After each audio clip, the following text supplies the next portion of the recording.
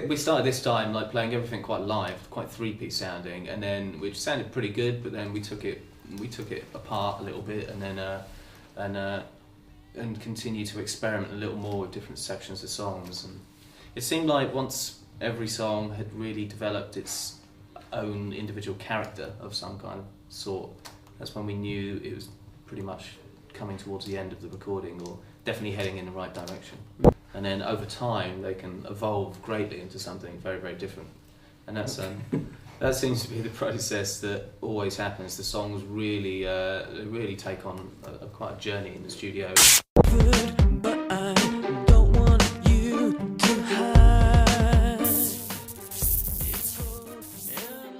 We recorded the whole album in Italy, Como. Got a studio there. We built a studio. It's kind of, I live quite close to it, not in it, but like walking distance. And we rented out a couple of sort of flats where Dom and Chris could stay.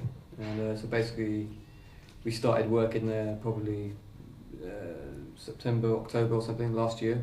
And it was quite casual really. We just sort of we'd probably spend about 10 days there or something, and then take a break for a week or so. And it was quite casual really.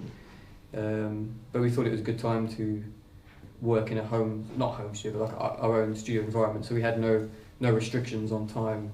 We could just work whenever we wanted to work, and explore some of the ideas that we've always wanted to look at, which we didn't really have the courage to look at because of time. Like for example, the last kind of 3 songs on the album are kind of like very symphonic. It took about probably 6 weeks of studio time to make it work properly.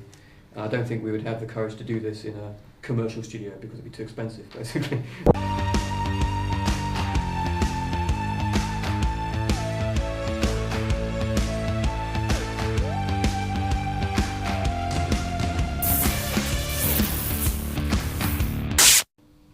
Eclectic, probably. I think this album sounds weird. It sounds very much like the sound of Muse, if there's such a sound. We produced it by ourselves, and I think for that reason it was almost like defining the kind of sound, or many of the different influences and sound of the band that we've come across in the past, and bringing it all together and kind of focusing it a little bit more than we have done in the past. But still experimenting a lot with new musical ideas that we've never touched on before, or like Matt said, maybe not had the courage to do in the past. But we want it. I think it sounds like a kind of very Muse-like. Green belts wrapped around our minds, and endless red tape to keep the truth confined.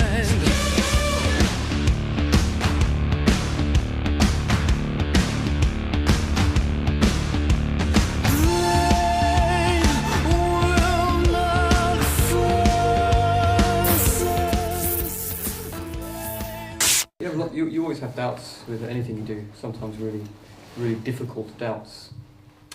I think when you're younger, like when you're in your early 20s maybe, in the early albums we made, sometimes those doubts can be, you can let them develop too far, and to the point where you can become indecisive.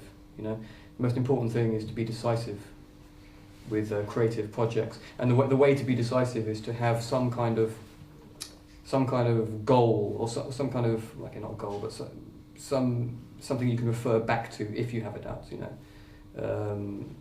I suppose with this time it was just something that we wanted it to be a kind of definitive Muse album in some way. So yeah, we have many doubts, but I think the doubts, we dealt with them a lot quicker on this album than we did in the past. I think in the past we would be stuck for days sometimes, like going around in circles, like trying everything you can think of. Whereas this time we had so much work to do, so many things to do, like orchestral stuff, all the keyboard parts, synth parts, guitar parts, piano parts, vocal parts, backing vocal parts. That's just me. We had so much to do. You just had to get on with it. You can't hang around. So the decisiveness is what I think made the album happen really good. I think that's what made the album work really well. That's what I enjoyed about the process compared to the previous album. To last time. Is that, you know, we'd have really bad doubts, like, should this song have a guitar on it or should it be like a piano bass? And like, just fucking flip a coin. Do you know what I mean? Just go for it. Like, you don't need to think about things. I'm saying that these are things that I was saying to myself. You know, don't think about things too much. You know, because there is luck out there in the world. You know, and you cannot control it. You just have to go with it.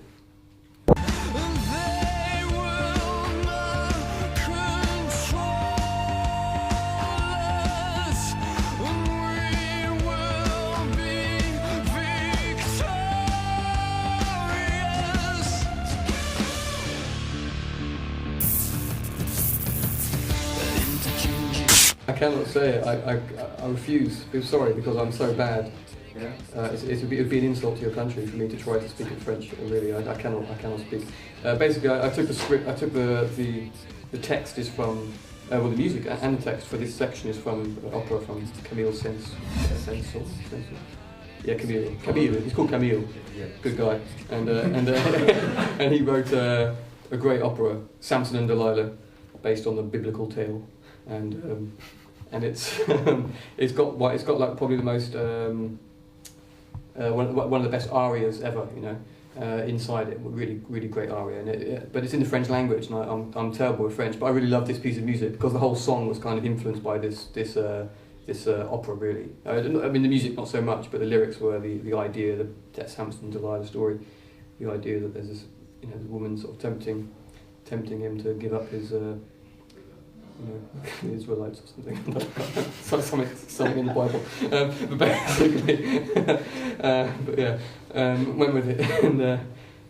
But I thought it'd be nice to have a little reference to that because that's what the song's influenced about.